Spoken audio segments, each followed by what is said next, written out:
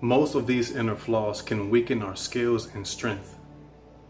It not only attacks our emotions and mental health, but if not properly managed, it will sabotage those close and near to us, eventually jeopardizing our livelihood by putting our homes, relationships, and job at risk. We must all come to an agreement that life wasn't originally planned this way, but disobedience brought forth destruction. Is it possible that if Adam didn't blame his wife, and Eve didn't blame the serpent, but they all took full responsibilities of their action, if they would have repented, confessed to God what they have done, who would know that God probably would have suspended their consequences and that they are able to stay in the garden?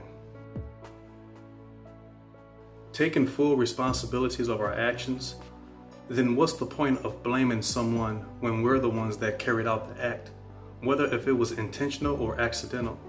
Some things we have to be honest about, and that should be the primary goal in the presence of God.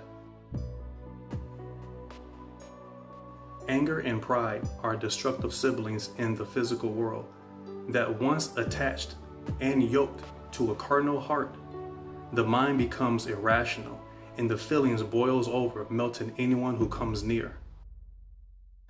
Although the seed is planted in the womb of a woman and grows, there are spiritual seeds that are transferred through the unsaved parents unto the child, innocent at birth, but that child may harvest a garden of problems because of the unrepentant sins that the parents decided to fix on their own but failed because they never came to Christ to be born again.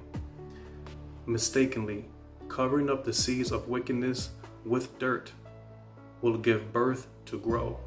I previously spoke about certain seeds and how they can affect one's life. If you would like to hear more, I'll put the link in the description box below. The video is called "It's Not Your Fault." Even that title can bring awareness and can counsel you in all areas of your life. Please, I encourage you to watch it. Some people will play the victim role when they don't want to be held accountable for their actions, and others will refuse to be healed because being broken causes them to get attention. Don't think God is ignorant to your cause. He's not dumb, neither is he at fault. But how long are you going to sit in your guilt and shower yourself with shame, knowing you can receive help, but instead take advantage of people's kindness just to uplift your spirit? Do you not know that's a form of worship? Do you not know that God is jealous? And if his wrath is poured out upon you, he'll wipe you from the face of this earth. There is beauty in brokenness, but that brokenness doesn't need attention. It needs healing.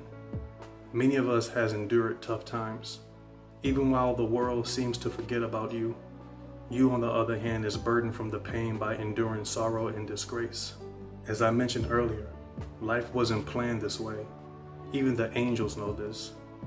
It even hurts them when they have to bear witness of mankind's schemes and deceitful patterns that harms the innocent. But God commands them to stand down.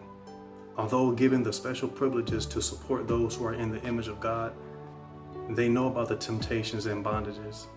They experience heartache from those having inner conflict that can motivate them to have outer battles. They see and know all about it. Just know that it's never supposed to be this way. But while we are alive, coming to grips with ourselves and not being a hypocrite. The word hypocrite comes from the Greek word hypocrites, meaning an actor. So don't pretend to be someone you're not just to hide who you really are.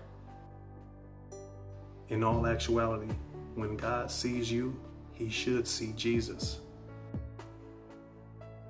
From birth, your identity and mission in life is sealed in the heavens, and you will discover it while you're living out the pages in God's story. Creation confirms the Creator's existence, and the characteristics of God is exposed in nature. And within the midst of mankind, on this journey, you will come to acknowledge your destiny before you reach your final destination. Psalms 139:16.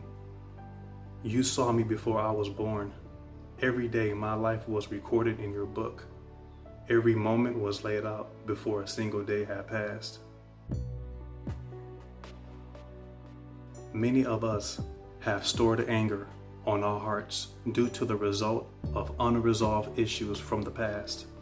Clarity, trust, and happiness may be restricted because of the history or our present circumstances. Anger becomes a silent killer like jealousy, bitterness, and hatred.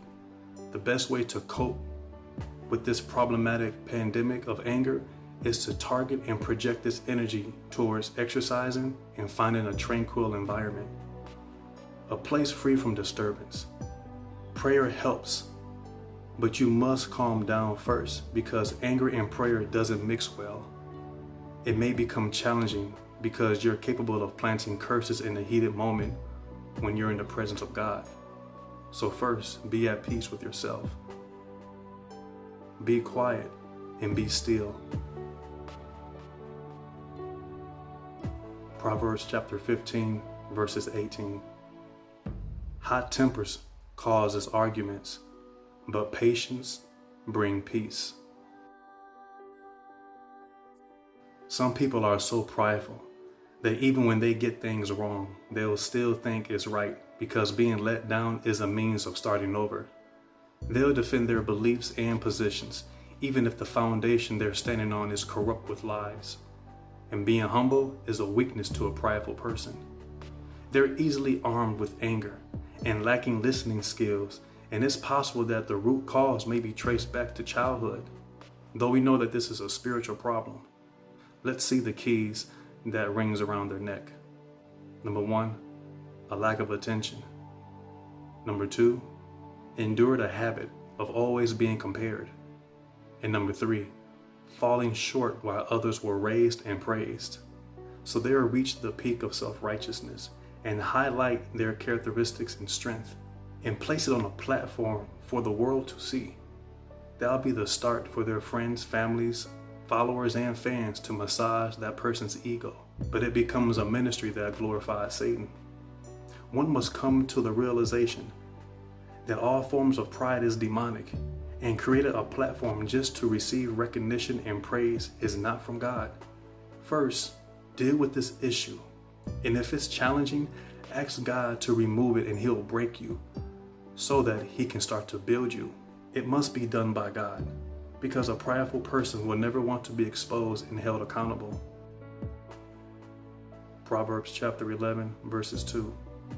When pride comes, then comes dishonor and shame. But those who are humble, there is wisdom. Well, everyone, thank you for watching. Again, this is a lot of people's problem. At one point, I too was affected by this, but God is a great helper for those who are in need. And if you are in need of help, again, you can comment on the section below, or you can find prayer groups.